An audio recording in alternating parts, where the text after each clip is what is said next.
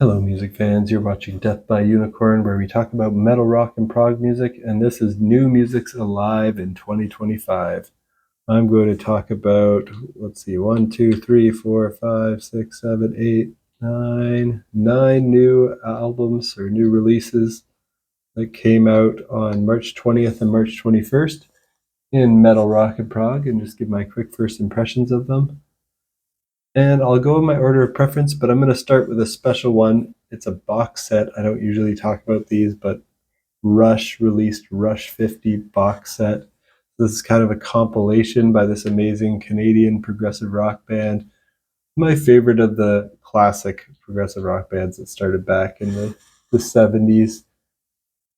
And this includes 50 tracks, including 7 that are unreleased tracks from their early days, and then a collection of live and studio tracks that feature selections from every studio, live, and deluxe reissue album by Rush.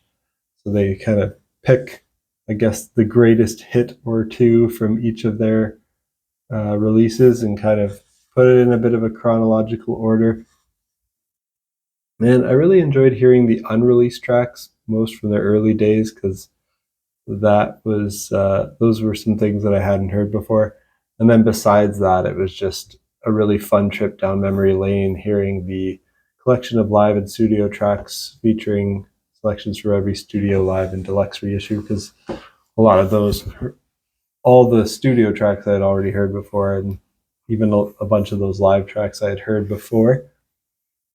So I don't think it's fair for me to count this or include this as a proper release on a year-end list, because it's more of a compilation and it's over 4 hours of music. If I did rate it, I'd of course call it a near masterpiece, and it would be in my top 3 albums of the year so far. But it's kind of unfair because it's kind of like a chronological anthology compilation of Rush with a lot of their greatest hits from each album and everything.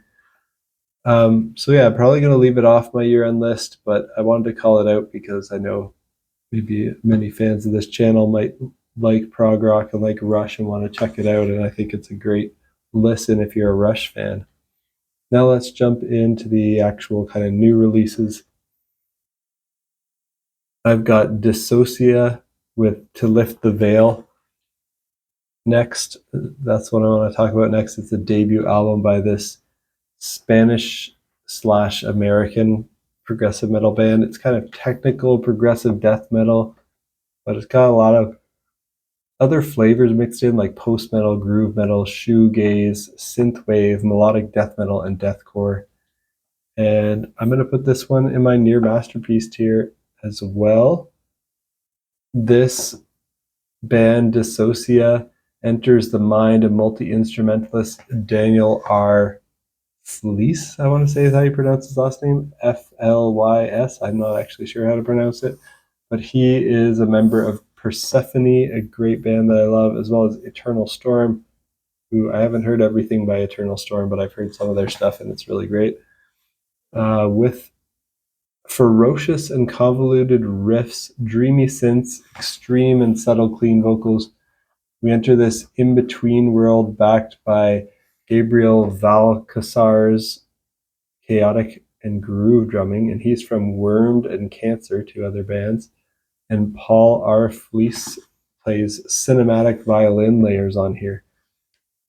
So this album by Dissocia is mixed and mastered by Ukrainian engineer Max Morton, who has done work with Ginger and Ignia. Great production here. And it's a concept album that serves as a metaphor for being a growing seed in an asphalted world. Dissocia blends extreme metal with synthwave and dreamwave elements. They create a nice progressive blend that is catchy yet unpredictable to the listener. Definitely check this album out if you're a fan of Persephone or if you're a fan of Gojira. The harsh vocals sound like Gojira to me at parts. Some of the fast guitar arpeggios in the intros of the first 2 tracks reminded me a bit of Kafo from Animals as Leaders. Kind of that weird. It's actually, yeah, it's like really fast arpeggio stuff. And it's kind of weird that the intro of track 1 and track 2 are almost identical. That actually caught me off guard at first. I thought it started the same song over again, but I realized that later they're in different keys but are otherwise very similar. I really enjoy the guitar riffing, the drumming, the synths, the vocals. They do both harsh and clean. Really great album. My favorite track at the moment is Existentialist. I also love the track Samsara. But if that sounds good to you, check out To Lift the Veil by Dissocia.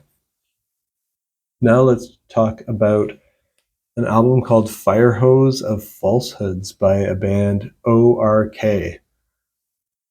I don't know if you're supposed to call it O.R.k, but it's like capital O dot capital R dot lowercase k dot. Very strange name, and this is another multinational band with members all from different countries like the last one. And this is the 5th album by this multinational band, and it's kind of progressive rock, art rock with alternative rock, grunge, and metal and experimental influences. And this one I'm putting in my excellent tier. This band features members from Australia, Italy, and the US. It features former Porcupine Tree bassist Colin Edwin and former King Crimson drummer Pat Mastelotto, both amazing players. The vocals in O.R.k are by Lorenzo Esposito Fornassari, also known as Lef, and he really sounds like Chris Cornell to me. So check this out if you want to hear the sound of Porcupine Tree meets Soundgarden. The album ends with an almost 14-minute prog epic called Dive In, and that's my favorite track so far. Now, let's chat about an EP by the band Sykofant, a great Norwegian band. It's called Red Sun, and this is progressive rock with some jazz fusion, metal influences in there. And yeah, they're a great band.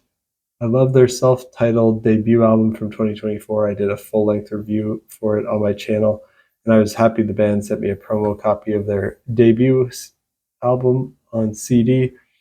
They also sent me this EP early, and I love it as well. Equally as excellent in quality as their debut. So I'm putting this in my excellent tier as well. One of the best EPs I've heard all year.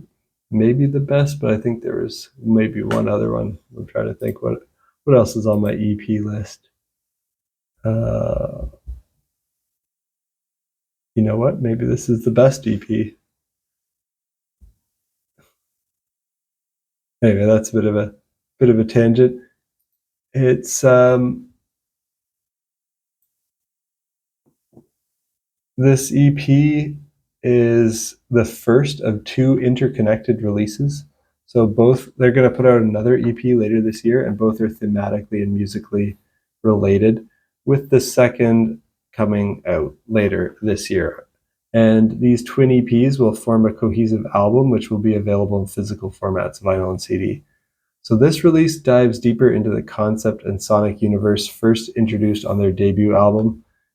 It explores and expands upon the desert themes that they had, has adventurous storytelling, intricate arrangements, a fluid exploration of genres. It's rooted in progressive rock, but it reaches into cinematic, jazz-inspired, and even metal territories.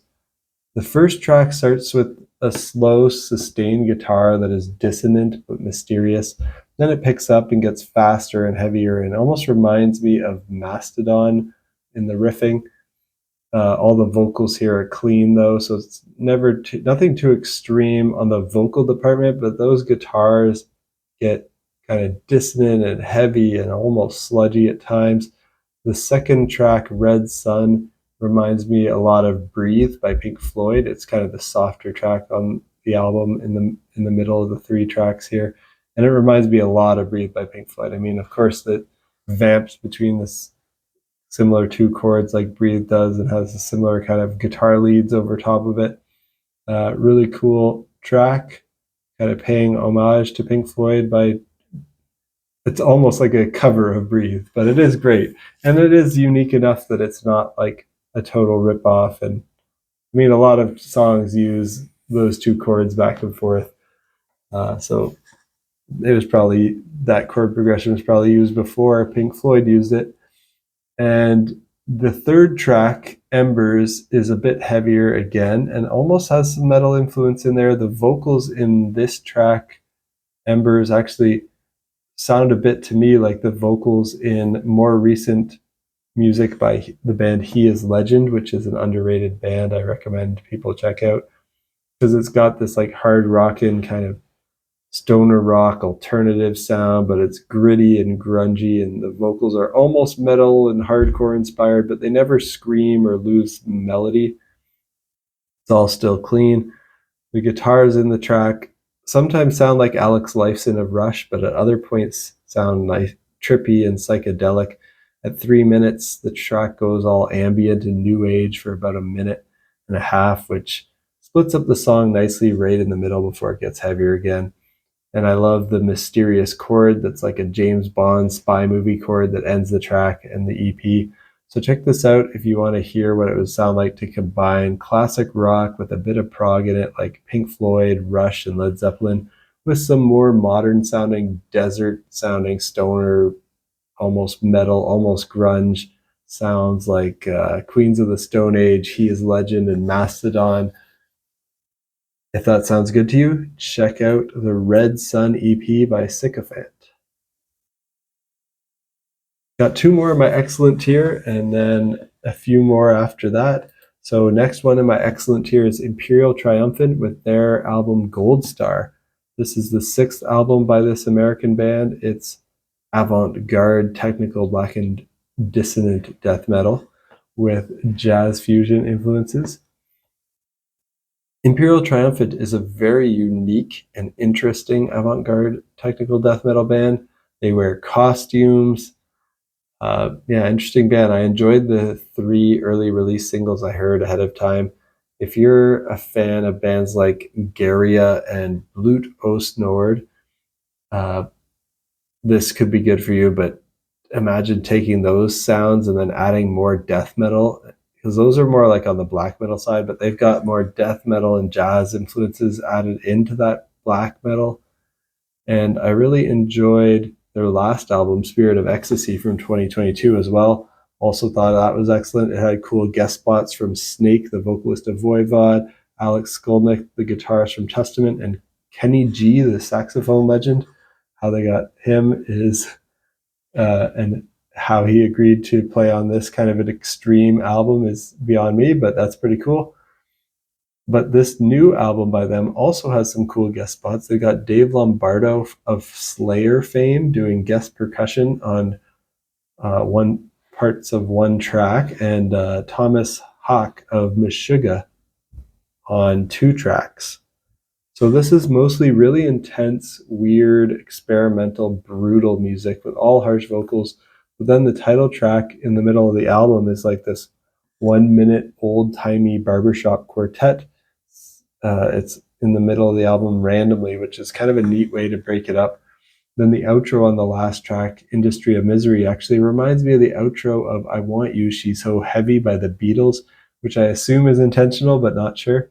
If that sounds good to you, check out Goldstar by Imperial Triumphant. I'm kind of curious to check out more of their older stuff. I think I've only heard the one album before this, but yeah, really cool band, excellent tier. And the last one of my excellent tier is some instrumental progressive metal with jazz fusion influences. It's by the band sometime in February, and the album's called Where Mountains Hide, and it's their debut album. They're an American band. I heard 3 of the early release singles here from sometime in February, and I think if you're a fan of intervals and Scale to Summit, you'll like this. It kind of has that kind of instrumental prog metal sound. Even Chon as well sounds a little like them. They have a track called The Bad Fight, which features Paul Wagner from Between the Buried and Me on guitar. He's always amazing on guitar. I think they also feature Dan Briggs from Between the Buried and Me on a track. So very cool music here by sometime in February, called Where Mountains Hide. Probably the best instrumental album of the year so far that I've heard, and I've heard a few. They've all been all the ones that I remember have been pretty solid, but I think this is probably the best so far that I've heard. On to my very good tier, I've got Cradle of Filth, the band releasing their album, The Screaming of the Valkyries. This is the 14th album by this band from the UK. It's symphonic melodic black metal. It's got gothic metal, death metal, and even thrash metal influences. And I've never really been a big fan of Cradle of Filth. I've only checked out like a few songs of theirs and liked a few of them. I was kind of like not super excited by it or even that interested in them, but the two singles I heard from this album ahead of the release were really interesting to me. So I decided to check this out, even though I didn't expect it would make my year-end list or anything like that. But I particularly liked the thrashy song To Live Deliciously. And really the whole album was different and better than I expected. Like it had a lot of great riffs, it had great guitar playing, and even kind of the vocal hooks were catchy. Yeah, there's a lot of harsh vocals. There's a little bit of clean vocals, but it is mostly harsh and it's fairly extreme, but it was pretty kind of grooving a lot more than I expected. So yeah, I really enjoy this one. If you've been sleeping on Cradle of Filth like I have, definitely give this one a spin. Check out The Screaming of the Valkyries by Cradle of Filth. And this will be the last one in my very good tier. Then I'm going to mention one kind of bonus one that I'm putting in my good tier. So last album in my very good tier is by the band Bloodywood, and it's called New Delhi. And this is the third album by this band from India. Now, I don't listen to a lot of music from India, but this one's pretty cool because, of course, it's metal, so that gets my attention as well. Metal from India. It's kind of alternative metal. It got this new metal. It has some rap, metalcore. They bring in Indian folk music as well as electronic, pop, and groove metal and djent influences. So a weird and interesting mix of influences. I'd never heard an album by Bloodywood before, but the single Tadka, which is what got me interested in checking this out. The music video for that one was pretty silly but fun, and it was funny to hear such a heavy song about Indian food. If you're a fan of Slipknot, I think you'll like this album, but only if you're okay with that Slipknot sound being mixed with Indian folk and like Bollywood music and also hip hop and electronic. Also for fans of Korn, but they also have these humorous vibes in their music, like what you'd expect from 12 Foot Ninja. And also, I think if you like baby metal, they're also a band that kind of takes metal and combines it with the music style of their region. Like baby metal kind of combines metal with, they're from Japan and they combine it with J-pop. But Bloodywood is combining this metal sound with Indian music. And baby metal even makes a guest feature on one track on this album. My favorite track, though, at the moment is Tadka, so definitely check that song out as a preview. And last one that I want to mention is kind of an EP by Big Big Train. It's called Scop. It's almost like an archival kind of release. They're a great progressive rock band. I'm just putting this one in my good tier because this is really just 5 demos from the sessions from their old album Bard, which I think is their third album. And it features Sundial, which is written in 2001, but it's performed by 3 of the current members of Big Big Train. So kind of got 5 like old demos plus 1 track that was written back when the old demos were made, but recorded in modern times, like recorded recently. These are all well-written songs, very solid demo recordings, but it's more of an archival type of release for Big Big Train completionists. And this Scop EP it's a companion piece to the Bard reissue that they're doing. I think they're kind of pressing Bard on vinyl and doing a big reissue of it for this year. But I'm just rating the EP Scop on its own. So as a standalone work, I'll just put it in my good tier. Although, you know, they're an amazing band. Love Big Big Train. So if you like them, definitely worth checking out. If you've never heard Big Big Train, do not start here. Definitely check out some of their other albums. In fact, their last album was pretty good if you want to hear like some modern sounding progressive rock. Maybe just kind of start with their last album and work your way backwards, I guess, would be my suggestion for how to get into Big Big Train. Although they have lots of great albums, can't really go wrong with them. They never make anything bad. But yeah, I'm just going to put Scop EP in my good tier. And that's it for my first impressions of these 9 albums that came out on March 20th and 21st. What did you think of these? Let me know down in the comments. Hopefully I excited you about something you hadn't heard about before. If I inspire you to listen to any of these as well with my commentary, definitely let me know as well. Let me know what you think of it after you check it out. I always like knowing that I've turned someone on to some new music. And if you know of anything else great that came out recently that you think I'd enjoy, also let me know down in the comments. And hit that subscribe button if you like metal, rock, and prog music and want to stay in the loop on what I'm interested in and what I'm listening to. I post kind of my first impressions of what new music that's come out recently every week. And about a week from now, there's a lot of great stuff coming out. We're going to see new releases from Under Oath, No Spoon, Invent, Animate, and Silent Planet are kind of doing like a split EP. Death Heaven, The Darkness, Mumford & Sons, IQ, Arch Enemy, Envy of None, and Memphis Mayfire. So those are some of the albums that I'm thinking of listening to next week. So stay tuned for that and my first impressions on those. Peace out.